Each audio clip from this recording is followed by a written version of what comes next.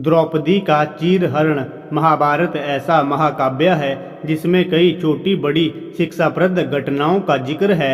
द्रौपदी चीरहरण भी महाभारत की ऐसी ही घटना है। द्रौपदी पांचाल देश की राजकुमारी थी और उसका विवाह अर्जुन से हुआ था।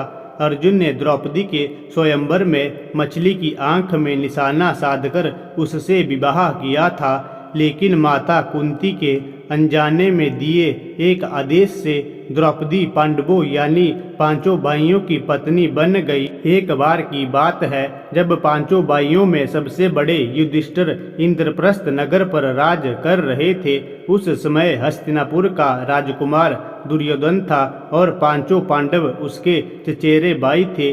दुर्योधन कौरवों में सबसे बड़ा था और अपने चचेरे भाइयों यानी पांडवों से जलता था। दुर्योधन सबसे ज्यादा अपने चालाक मामा शकुनी को मानता था। शकुनी ने दुर्योधन को सलाह दी कि वो पांडवों को जुआ खेलने के लिए आमंत्रित करे। पांडवों ने अपने भाई दुर्योधन का निमंत्रण स्वीकार कर लिया। उस सभा में भरत वंश के शासक धृतराष्ट्र, भीष्म पितामह, द्रोणाचार्य और महात्मा विदुर जैसे महान लोग भी उपस्थित थे। शकुनी मामा ने छल कपट से पांडवों को हराना शुरू किया। इस खेल में पांडव अपना राज्य हार गए। धर्मराज युधिष्ठिर ने स्वयं और अपने चारों भाइयों को भी दांव पर लगाया और हार गए।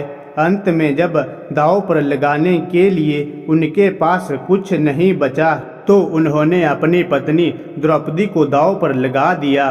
दुर्योधन तो जैसे इस पल का इंतजार कर रहा था। शकुनी मामा की मदद से उसने जुए में द्रौपदी को भी जीत लिया। द्रौपदी को जीतने के बाद दुर्योधन ने अपने भाई दुशासन को आदेश दिया कि वो द्रौपदी को बड़ी सभा में बाल पकड़कर और घसीटते हुए लेकर आए।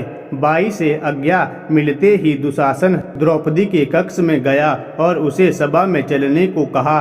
रानी द्रौपदी बहुत ही स्वाभिमानी और पतिव्रता स्त्री थी, इसलिए उन्होंने दुशासन के साथ चलने से मना कर दिया।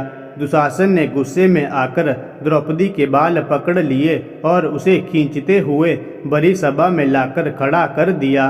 दुर्योधन ने दुशासन को आज्ञा दी कि वो द्रौपदी को बड़ी सभा में निर्वस्त्र कर दे। दुशासन ने जैसे ही द्रौपदी के वस्त्र को हाथ लगाया, द्रौपदी ने श्री कृष्ण को मदद के लिए पुकारा। श्री कृष्ण अपने भक्तों को कभी नाराज नहीं करते। श्री कृष्ण ने जब द्रौपदी की करुण पुकार सुनी तो उन्होंने द्रौपदी की साड़ी को बढ़ाना शुरू कर दिया। दुशासन द्रौपदी का चीर खींचता रहा, लेकिन वो जितना खींचता वस्त्र उतना ही बढ़ जाता।